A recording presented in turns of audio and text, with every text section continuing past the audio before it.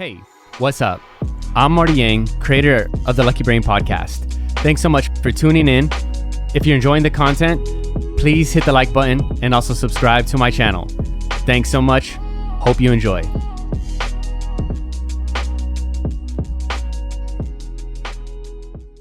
So, what do you, Andrew Fox? Hello. Yes. What do you like to go by? I hate Andy. Hey, so you hate can Andy. call me literally anything else you want except for Andy. Okay. So it could be Fox, Foxy, Foxed, Okay. Andrew. I'll call you Fox. Middle school and high school is Ginger. What's up, Ginger? You like that better than Andy?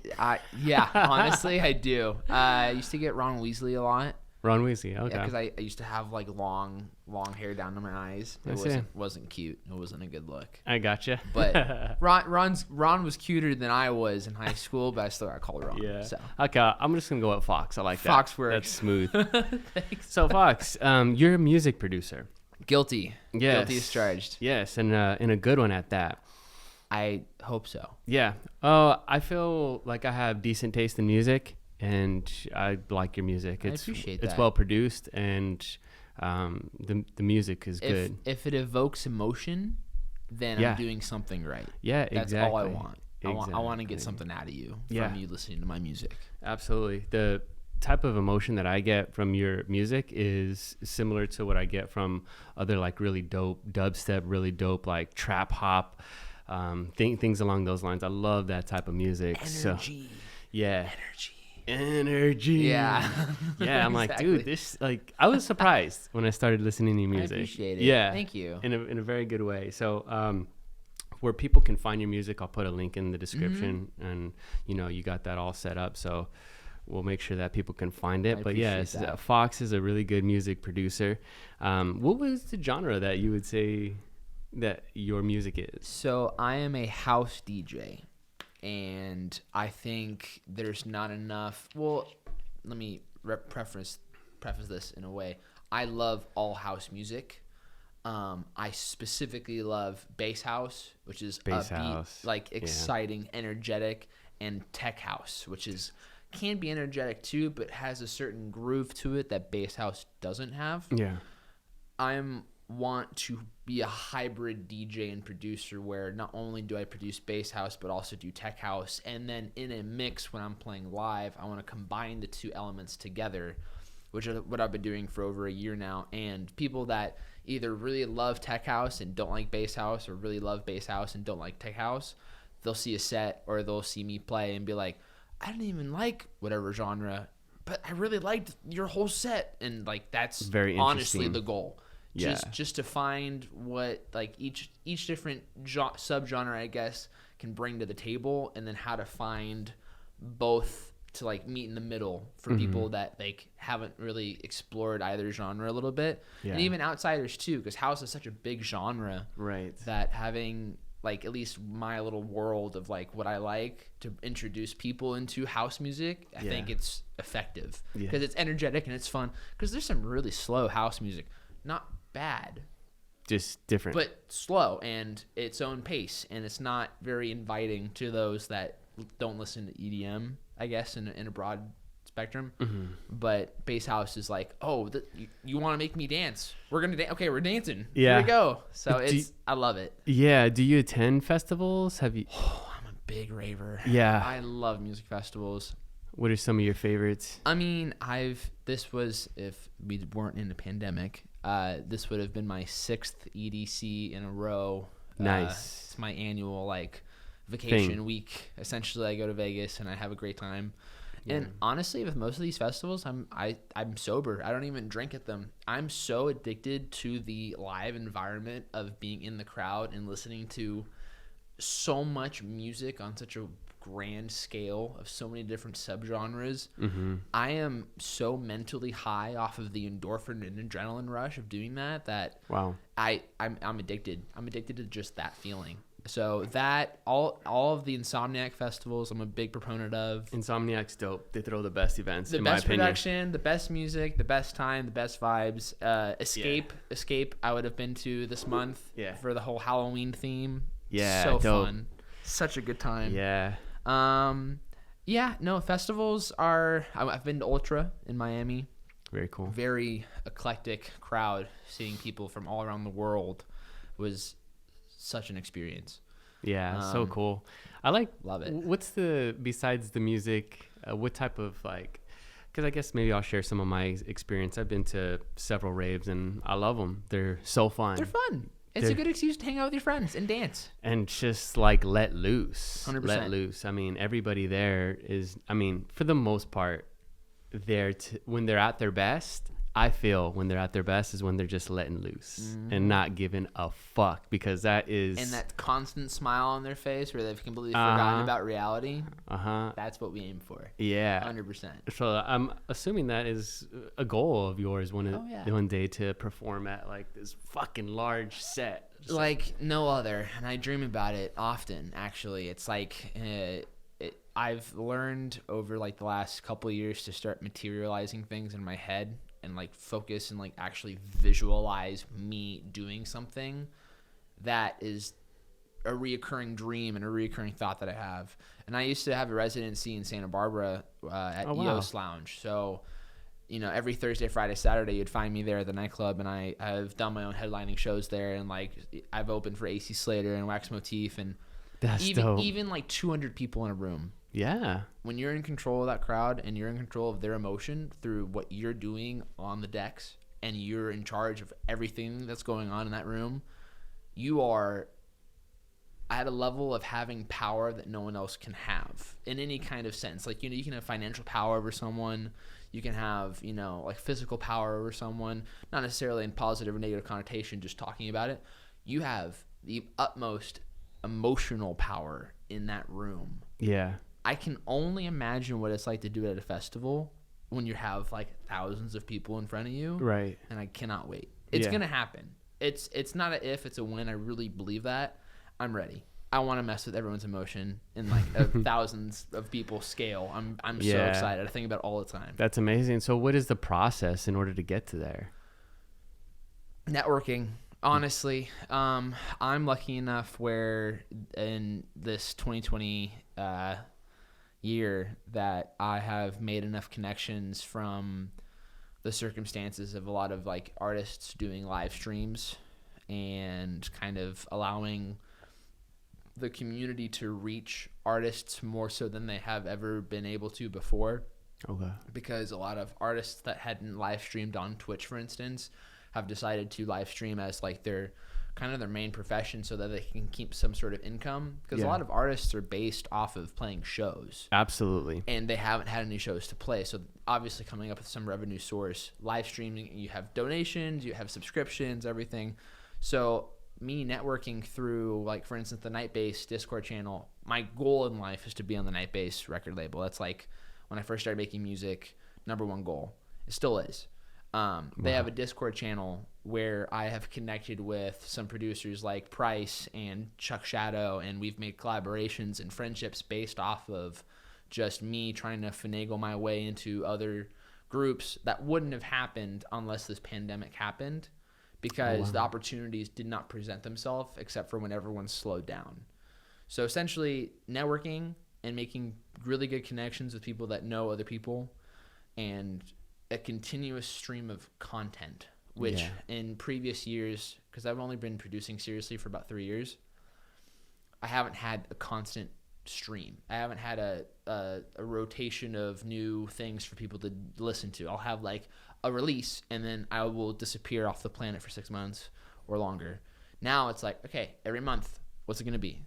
How are we going to do this? Right. How am I going to expand my audience? Yeah. It sucks because being a musician and loving the craft for electronic music, you also have to become a one-man show and think about marketing, your content creation of logos and your video content. Sure.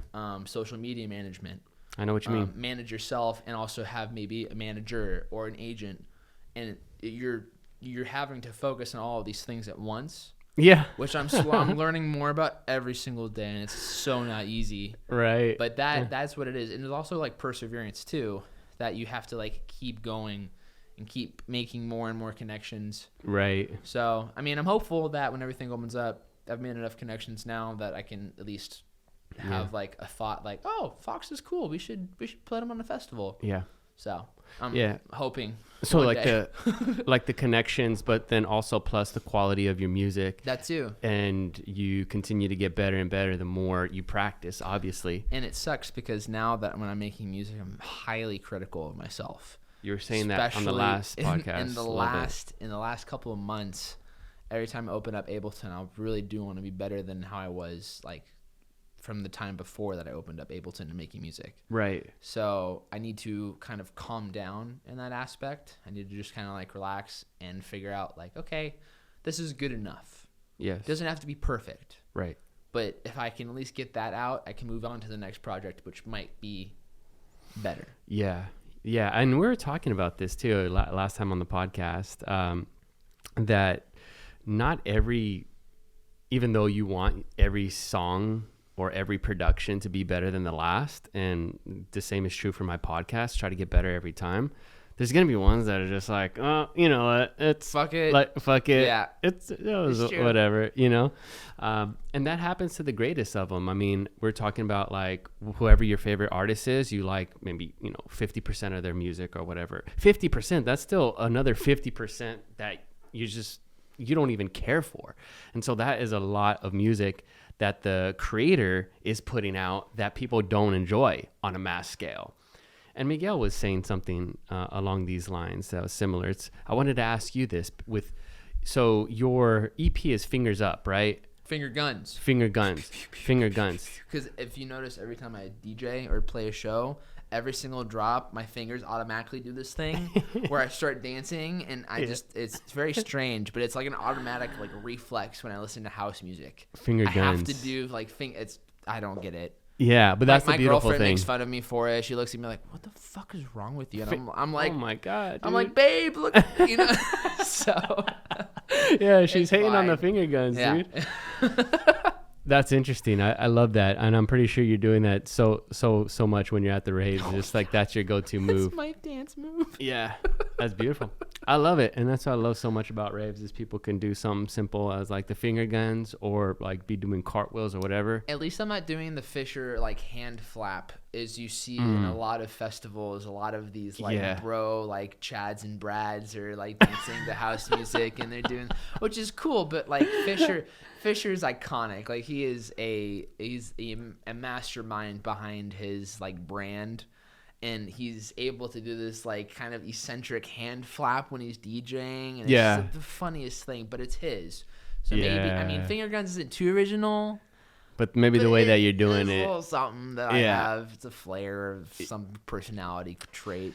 That's cool, man. I mean, everybody has their own like unique something that they bring to it. And even if the finger guns are somewhat not yours, the way that you're doing them is yours. I just don't want to piss anyone off because I know obviously the 20th, first century, we're in very PC culture. Yeah. So I don't want to offend anyone with the finger guns. I mean, there are kindergartners that will like do it with finger guns, and then they'll get like suspended from school because they offended someone. So I don't want to like upset anyone. Gotcha.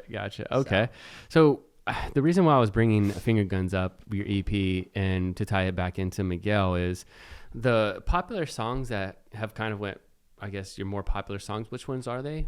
So Now Let Me and The Block both have done now over 10,000 plays on Spotify. That's amazing, which is dude. So cool. Hell yeah. So sick. Dude, like 10,000 people are listening to your music. That's better than 100. I would have taken 500. And they're currently sitting at like, I think Now Let Me and I think The Block actually has like 13,000, which is sick. It's very cool. It makes me stoked. Absolutely, man. And I think as long as you continue to get better and you continue to network and you continue to promote your shit, I mean, it's just like that's the natural course of things, And so those two tracks, what do you feel caught people's attention? Because this is what Miguel was saying. He's like, he was on NPR Tiny Desk concert, and he was saying, I really didn't know that this song, which was Adorn, was going to catch on fire. It's something that is almost like a magical thing that happens. What do you think your songs, what was different that made people catch on to that? Did you do extra promotion? I think at least in the beginning of when I started making those songs, I sent them to friends that were really into the same genres of music that I am. And their reaction was that of like air turning into gold. They were like, what the fuck? Where did this come from? Yeah. So I think that hype combined with my push to not necessarily, I mean, technically I did sell it on people. I sent it to a bunch of group texts, and I sent it to a bunch of Instagram friends of mine and Facebook, and Justin also did the same thing. So I think just getting it out there, and the fact that they're fun dance songs, they're like, you know, they get you, they're good. They get you moving. They want you to, Yeah. you know, I want you to dance, and that's exactly what happened. So I think also part of it too is I'm not trying to be a pussy anymore. I'm trying to be more upfront and confident in my music. So I think me being more confident in like, hey, I think this is a good track. Let me show my friends. Yeah. And I think they're going to like it too. And then they did like it. So I'm like, okay, let's push it harder. And I'm sure other people are going to like it too. Yeah. So just trying to better network my music. Yeah. And it was kind of like a daisy chain where I showed some people, and then they started showing other people, and then they started showing other people. And then even artists like Nostalgics, who's an up-and-coming producer from Canada. She's like on Confession and a bunch of other big labels, and she put it on her playlist because she thought it was really cool. That's awesome. So things like that is like one after the other, just kind of like this repetition of like, oh, have you heard this song? Oh, have you heard this song? Interesting. I'm very lucky. I'm very lucky that worked. And because it also, that release pushed me to be like, okay, I have it. I have something in me. We can do it. You can do it. Talking to myself in the mirror. You're like, you got this. Just keep going. Don't stop. Yeah. It's okay to take a pause. But at this point, like, Keep the momentum up. Like, 100%. Just get that snowball. Like, yeah. Push it down the hill. Yeah, I've been wanting to read a book by Malcolm Gladwell, I think it is, called The Tipping Point. I love Malcolm Gladwell. I was watching his Joe Rogan podcast the other day. Yeah. He is such a peculiar, like, eccentric human being. Yeah. But everything that comes out of his mouth is so precise. Yeah. And very particular. And he's, I want to ask him so many questions. Yeah. Malcolm Gladwell, look him up. He's very cool. Yeah, and I think he writes the book The Tipping Point. I'm not exactly sure. I think so too. I think that's his book, but because my friend had told me about it, and it's essentially the snowball effect. It's like once you get to this like tipping point, it kind of just, it's a snowball. It just continues to keep on rolling. The hard part is getting to that momentum to let it just roll on its own, man. And definitely. I'll be the first to admit that like it's always a mental issue for me too, because I've had a lot of self-doubt over my whole life. So being able to kind of grow up and get through that has probably been challenge number one. Yeah. And I'm lucky enough that this has kind of like kicked me through that wall. Yeah. That has kind of kept me from like proceeding in other things, not just music, but like everything in my whole life. Yeah. So that EP has been like instrumental in my mental health. Yes. This year. Yeah. It's funny how these milestones are so fucking important to keep your momentum going. True. It's true. I can abide by that wholeheartedly. Yeah. I was telling someone that there's these moments where I just get like a small little Instagram comment that's saying, hey man, I see you working, I see you doing the damn thing, keep going. That maybe the person sending to me was just like, hey, this is something nice, a support message to send, but it means so much to me, just those little pushes. I have a couple of groupies. I have a couple of fans that I've never met before, that I have never like had any interaction with, period, except for they follow me on Instagram, they hit me up, and we've started a conversation, and they have been nothing but supportive of my music and have always kept in touch and want the latest and greatest from me, and like always like are supporting it and also throwing my music around. Yeah. There's a guy on Instagram that goes by Luby Tunes. I love you.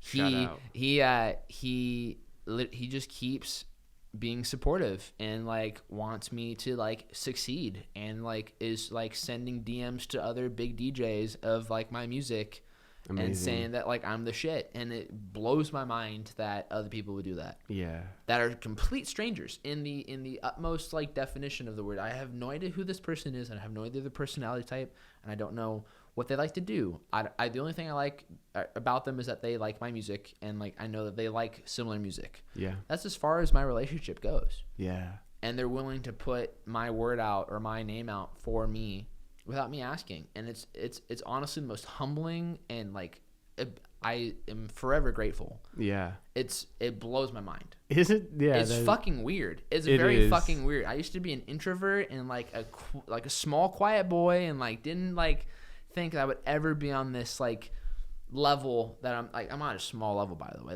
I'm not, it's just like the start, brother. Exactly. But like, holy shit, dude. It's just the Holy start. fucking shit. Like that is, oh my God, it keeps me going. Yeah, for sure. Every time I wake up, I'm like, fuck, time to grind. Let's go. Woo. Yeah. Something so simple can, and I'm sure people watching this can feel this. Somebody gave you, I don't know, something simple as a smile that made your day, and then it's amazing what the small things can help people.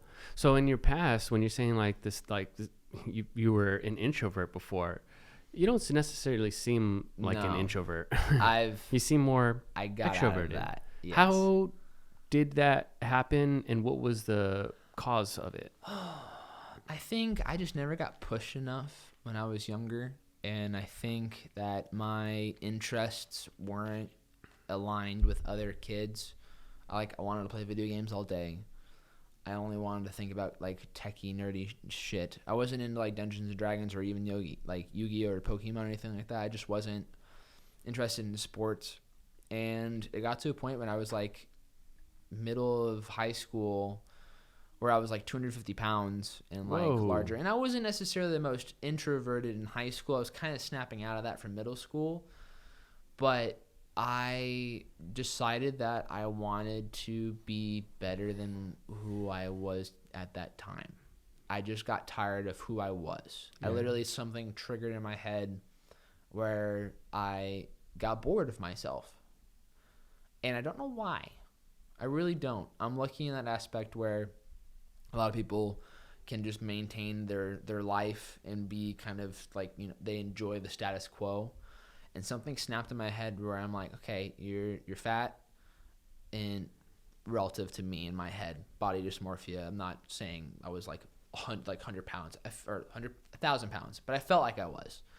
Like I felt like I was fat mentally, physically. So a lot of pain. Just mental anguish in my own head, and was like looking in the mirror and like, hey,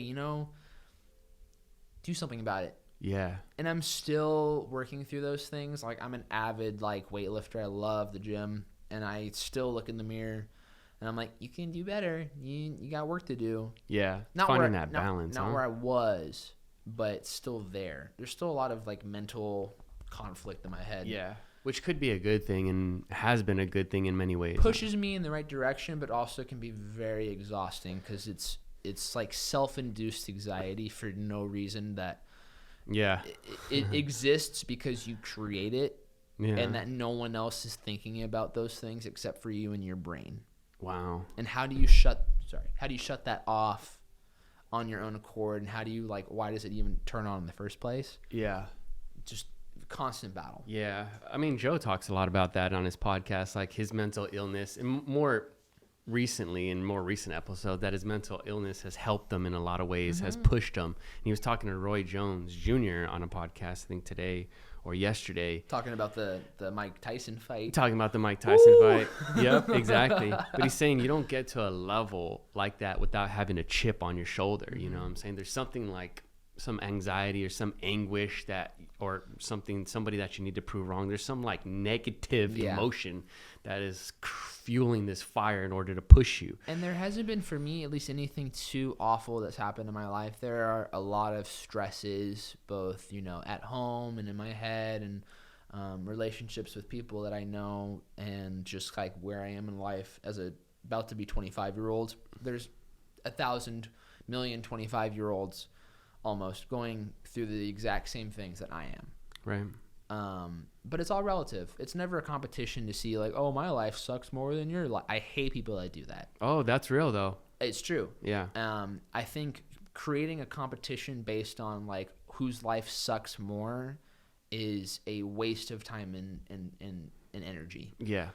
It's all relative. You're allowed to feel certain ways, and you're allowed to hurt. And I've been hurting over a variety of things for, at my own pace. And I'm lucky that it hasn't been anything too drastic. But they still affect me in the ways that like either push me or like take me back. Yeah. And I think everyone's allowed to do that at their own pace. Yeah. Which is why I think mental health is so important. And I think a lot of 25-year-olds are neglecting that. Social media is fucking everything up, making people depressed, sense of jealousy, FOMO. Yeah. It's really dangerous. It's so dangerous. And people like me, a lot of the time, kind of push it under the rug and don't think about it until suddenly it blows up in their face. Yeah.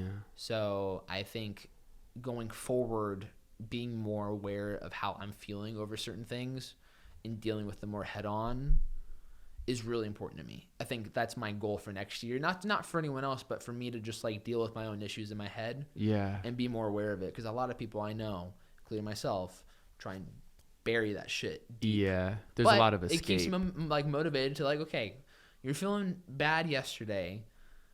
Let's have a better day. Let's do something about it. Let's kick some fucking ass. Like get out of bed, go make some breakfast, and fuck shit up. Yeah, do something productive. Anything. Could be like mowing the lawn or like even like making your bed. Yeah. Or something. Do literally something anything. productive. Just fucking anything. Yeah, it makes you some feel days good. I just want to like I want to watch TV and I just want to chill. Yeah. No. Don't do that. Yeah, I definitely feel you. On that. There's days where I just feel lazy as fuck. I feel like a piece of shit. But you're allowed to do that too. And I'm not saying you shouldn't. And I think once again it comes back to balance. Yeah. And that's for the rest of my life like something I want to work on because I feel like a lot of the times there's not. Well, you can gain confidence from, succeeding in music or succeeding in finance or succeeding with your health. Like that shit is like important. I mean, David Goggins, if you don't know who David Goggins is, look him up. He's a savage, but he's a savage. He talks about like gaining confidence through like working out. It was something that made him feel confident. And so mental health is a subject that's came up on my podcast before, and I love talking about this because it's so important for people to just like check in with themselves and understand what is going on. And I think there's such a fear for people to do that though, and I don't understand why. Like, why are people, including myself, I'm not just pointing fingers, I'm talking outwardly but also introspectively, why are people so afraid to tackle their own emotions? Like, what is it about human like consciousness that is so scary to deal with and tackle? Yeah, it blows my mind. And it's all self-induced anxiety that you create in your own head. But like, why? It blows my mind. Like the human brain is such a it's pretty amazing. But I think people don't like to look at themselves 100%. I think that whatever self-loathing that they have, they tried to push it under the rug and tried to maybe drink or smoke or do something to not deal with it. Don't even get me started on college substance abuse. I went to UCSB, and a lot of people I know were trying to hide themselves under layers of alcoholism and drug abuse and everything, and it's real. It's painful. It sucks. People really want to deal with it in very not the best ways. Myself included. I've been there too.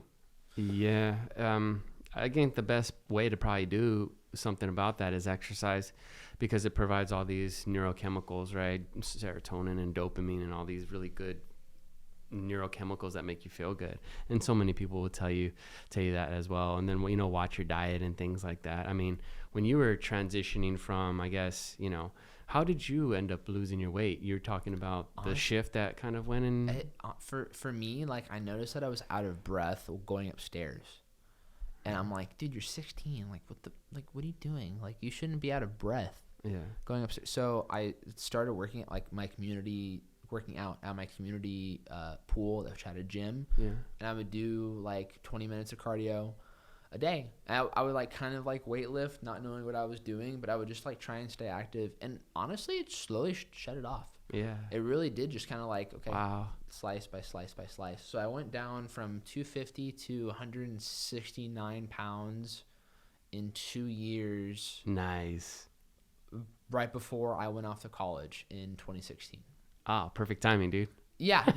It's like slight motivation to get going. Well, yeah, man, you seem like you got, the right kind of outline. And this is a beautiful thing about life. We all go through our challenges that make us become who we are. Just like life's tough and you got to get your ass kicked like pretty frequently in order to build up that callus for the world. And this is a good saying. It's thick skin, soft heart.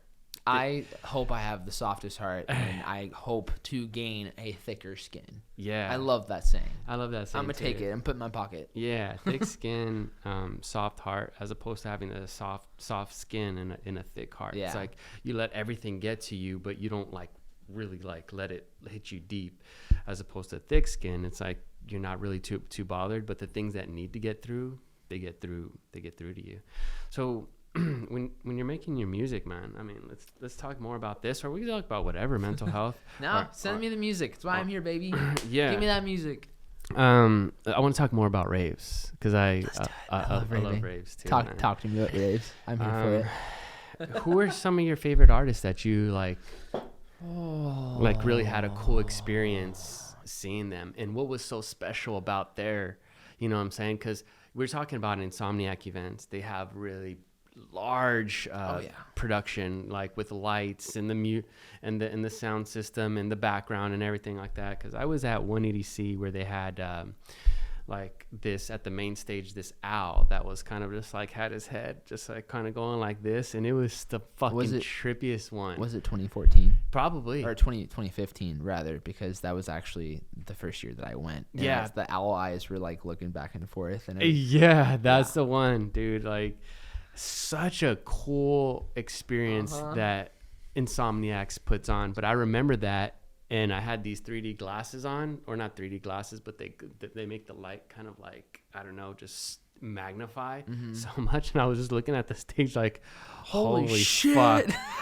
I was like a little bit scared, and then I was like, holy shit. And I was like, where dude, am I? But I was listening to Knife Party, and fuck yeah. Yeah, they're not my favorite music. They're not my favorite artist, but I just remember listening to their music and just freaking out. So we're talking about top experiences. I can actually tie in the Knife Party really quick. Knife Party is a branch of Pendulum. Pendulum is probably, in the grand scheme of things, my all-time favorite band. However, they're not necessarily a band. They perform live like a band, but they are a drum and bass group. I think I've heard of them. And I love their music. They broke up before I had a chance to see them, before I came of age to actually go to shows. Okay. They reunited for one reunion at Ultra Miami the 1 year that I went. Nice. So if we're talking about the most insane what the fuck experience ever to exist, Knife Party opened for the first 10 minutes, and then it transitioned to the whole Pendulum band coming out and play. They brought out Tom Morello, the guitarist of Rage Against the Machine. Oh, sick. And Deadmau5. What? And they all played for an hour and a half. Wow. And I cried. I was 100% sober, but the culmination of the memories that I have of just listening to Pendulum on my own, living through life, growing up, and then having it all come down to me in the crowd with my best friend Eric, and we're just fucking watching the show, and just like, amazing. This has all come down to this moment, and I'm here right now. Yeah. How the fuck did I get here? And I literally started crying. I was literally like a 12-year-old, like just like, oh, this is so beautiful. Yeah. And it looked so stupid, but I don't give a fuck. Yeah. It was the best moment of my whole life. Yeah. I never thought it was gonna happen. Wow. And it was just like, what the fuck? And the fireworks were going off, and it was the ultra main stage, so this thing was like stacked tall and what? Yeah. Oh my god. It's amazing It's that incredible. experience that you had, and also like the things that you had to purchase a plane ticket, you had All the to above. coordinate with your buddy Eric. You know, you had to be there at the right time. So was this kind of like, were you planning to go see them? So we had bought the plane tickets in October. The show was in March, right around the time of my birthday. We had a friend who was actually our older boss from the resort that we worked at mutually, where I actually met Eric. He had moved to Miami and lived in South Beach, Florida. Awesome. So free living. Nice. And the lineup didn't come out until the last day of my final in community college at Saddleback in Orange County. So I get out of my final, and we already bought our tickets and everything, and then the full lineup comes out. And on the top header is Pendulum Reunited. And I literally like almost threw my phone down the hallway and just started screaming. And like I literally froze. I froze like no other. And my classmates were like, "Dude, you okay? Like you good?" Because we all finished at the same time. So I'm outside just like, wow. And they're like, "Bro, you okay? Say something. Yeah. Do something." And I'm like, "You won't understand, but I'm really happy right now." And they're like, "Okay. See you next semester." Yeah. So, that's freaking cool, man. It was all chance. It was all random chance. Yeah. And there wasn't anything to be planned for. But you know, all that. What I guess the point that I was trying to destiny, or whatever you want to call it. But all that stuff like came together to put you at a moment in time that you'll never forget. It will be in my head forever. Yeah. You can probably give me any kind of Alzheimer's or like flesh-eating bacteria, and my last fading memory is going to be me seeing Pendulum at That's Ultra amazing. Miami. That's amazing. And like the way that I look at that is, you know, even if you spent like, you know, $2,000 on the trip or whatever, something like that, it's like, how much is that memory worth that you get to have that experience in your mind for a lifetime? Why do people spend money on anything? They want the experience. And I hope to be traveling more as I get older, because I would love to have those experiences. But festivals, for who I am as a person, having a contained experience for, you know, maybe 2 or 3 days at a time, even including like the hotel room and getting back with your friends and even driving there, and you have butterflies in your stomach because you're excited for what's about to come. The whole thing from conception to execution is a wonderful variety of events that are unpredictable, and one rave is never the same as the next rave, right? And it is a whole different ball game each time, and it is such a visceral experience. That visceral is a great word. It's like there's just so much eye candy and exposure to like, what the fuck is that? Okay, what's that? It's just lovely. It's a fantastic time. I would definitely recommend it to, you know, anybody who hasn't went, except if you don't like large crowds. That is true, and I think that's something to be very aware of. Having social anxiety and being in an environment like that can be dangerous. There are locations and spots at a festival where you know it's not nearly as crowded. If you're in the front row of a stage, you're gonna be like sardines. Yeah. But being cautious and aware of your surroundings is definitely crucial for a lot of people. People can't handle their shit, and that's okay. And being able to find that happy medium if you're going to a festival is really important. Absolutely, because festivals. I'm lucky where I don't have that. You could like pack me next to like 1,000 people, and I'm gonna make friends with every single one of them. Yeah. Real quick. Yeah. In those experiences, have you noticed that raves are kind of chaotic? Controlled chaos. Controlled chaos, yeah. Well, 85% controlled chaos. Yeah, I feel like when you're in there, just feel like anything goes. I've seen the most craziest shit in like I've done crazy shit. I've seen people have sex in front of me in the middle of a festival. It's very rare, but I've seen people absolutely like just start fucking. Couldn't wait to get home. Yeah. And I'm like, okay. Yeah, it's sure. It's nuts, dude. I seen some guy laid out on the floor, and he just had like a large gash in his face. I'm like, what happened to this dude, you know? And then there was at the Coliseum. It's like, who knows what happened to that guy? And then just so many people. And at the Coliseum in Los Angeles, where they used to have EDC, the staircases that go down are pretty narrow. Right. And so you get a bunch of people packed, And everyone's it's like just stampede. Yeah, and no, like, for sure. Whoa. And so the madness of it is kind of what I enjoy about it, because you kind of have to be on your toes. There's so much shit going down. You can't There's girls all over the place. There's lights. There's fucking stuffed animals. There's just everything, dude. It's nuts. It takes a certain level of mental gymnastics to understand and not get stressed out about a festival. And I think that is part of the fun. I really do admit that. People will argue with me. That's what I like. And like, you're fucking crazy. Like, I'm there for the music. And I'm like, well, I'm there for the music too, but the whole experience, the whole thing in and of itself is it's its own animal. It's really fun. And then the way that whole environment creates an emotion in people is different. It varies. Synergy. Having a synergetic experience where everyone knows the lyrics to the same song that's currently being played, and everyone's screaming it and looking at each other and making friends with strangers and singing to each other and serenading them and hugging them. Sounds really lovey-dovey, gushy, like, but it happens. But it is the most wonderful experience ever, because that human connection is so binding in that moment. Yeah. And you can't capture that anywhere else.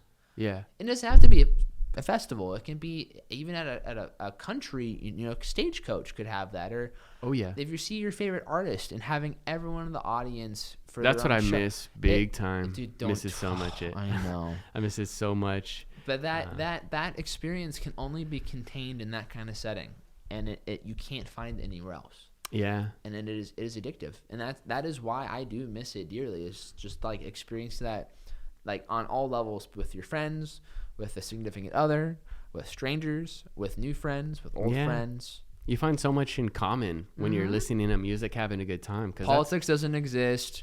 Differences in what food you like doesn't exist. Looks don't exist. You can be 1,000 pounds. You can be 10 pounds. You can be a redhead. You can have no hair. You can be from Lithuania. You can be from Egypt. Yeah. Doesn't matter who the fuck you are, what the fuck you do. You're there for the same reason I am there. And have a good time. We can have the best time together. Yeah. You can almost see the humanity in people. You actually remember that humanity exists versus being bombarded with media of the saddest shit going on in the world. Yeah. And it is refreshing to be like, humans aren't all bad. Right. This is a nice experience. This is okay. Yeah. Not all the time. There are outliers in every circumstance. But the majority of that experience at raves is very heartwarming. Yeah. To say the least. Definitely. It's cool, man. And we'll start to wrap up, but I like your music. I think that you're in a good way to where you can reach those stages, and I look forward to continuing to see you progress in your journey, man. It's awesome. I appreciate it. I am only getting started. Yeah, there is much more for me to do. Yeah, so I guess to finish up, like one of the things when I'm looking for a guest to interview is what is their passion, and like how have they executed, and what have they done in order to like go after it. And so not specifically with music, but what advice would you give to somebody to like encourage them or give them an idea to start whatever they're trying to start? I mean, doing anything related to what your dream is good. And I don't know necessarily what that means for a lot of people, but just like giving yourself some time to figure out what you want to do, and then figuring out things that are related to that thing, and just like starting a project, even if it's not a successful one, just getting anything started just to get some practice in is really important. And mind you, I'm not making music to make it big. I'm wanting to make music because I think it's really fun. Yeah. And sometimes I forget that. Sometimes I'm like, okay, like the song sucks, no one will like it, blah, blah, blah, blah. I like it, but it's not good enough for the people. I'm like, well, shut the fuck up. Like, go back to like making music that you want to make and like have fun with it. Yeah. And I think people take themselves like too seriously and like don't know how to have fun with things. Find something that you have a lot of fun doing, and that will probably take you on the adventure that you want to go on. And I have neglected that up until the last 3 or 4 years. And I fucking love the road I'm on. It's fun. There are a lot of hardships on a daily basis that I go through, but I have music to always fall back on, and I have a wonderful time doing it. So finding that one thing that makes you like tick, really, it's so cliche. It really is, but it works. If you find something in your daily life that makes you go, I wouldn't mind doing that every day, that's probably a good thing to be like, oh shit.